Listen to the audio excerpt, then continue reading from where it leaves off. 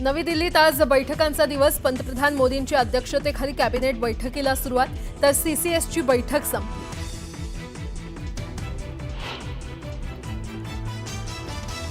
पुढच्या 24 ते 36 तासात पाकिस्तानवर सैन्य हल्ला। पाकिस्तानचे माहिती प्रसारण मंत्री अत्ताउल्ला तरारचा दावा। मध्यरात्री 2 वाजता घेतली पत्रकार परिषद। एलओसी नंतर आता पाकिस्तानकडून आंतरराष्ट्रीय सीमेवर देखील शस्त्रसंधींचं उल्लंघन।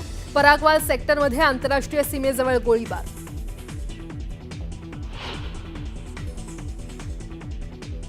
महाराष्ट्र दिनाचं औचित्य साधून राष्ट्रवादी पक्षाच्या वतीनं माजी मुख्यमंत्र्यांचा सत्कार समारंभ। राज्यातील सर्व माजी मुख्यमंत्र्यांना निमंत्रण, मात्र शरद पवारांना अद्याप निमंत्रण मिळालं नसल्याची माहिती।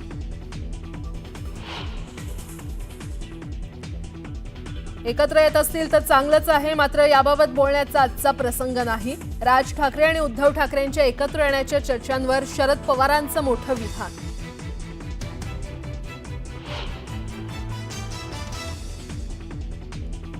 ठाण्यातल्या पाचपाखाडी इथे शरद पवारांच्या हस्ते तुळजाभवानी मूर्तीची प्राणप्रतिष्ठा आणि पूजन।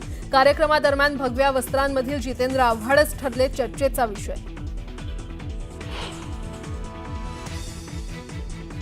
महाराष्ट्र दिनानिमित्त मुंबई भाजपची बॅनरबाजी। हिंदुत्वाचा मुद्दा अधोरेखित करण्याचा भाजपचा प्रयत्न।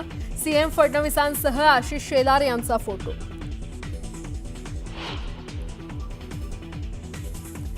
सरकारने दिलेलं आश्वासन पाळलं नाही। आता 29 ऑगस्टला मराठे मुंबईत धडकणार। मुंबईत आमरण उपोषण सुरू करणार। जरांगेंकडून पुन्हा उपोषणाची घोषणा।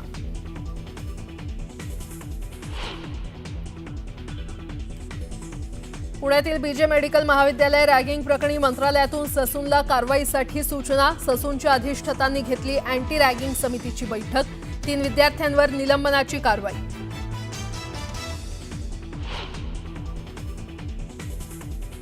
खवळलेल्या समुद्रात प्रवासी बोट पलटली। रत्नागिरी पोलिसांनी वाचवले 16 पर्यटकांचे प्राण। रत्नागिरीतील पावस रनपार इथली घटना।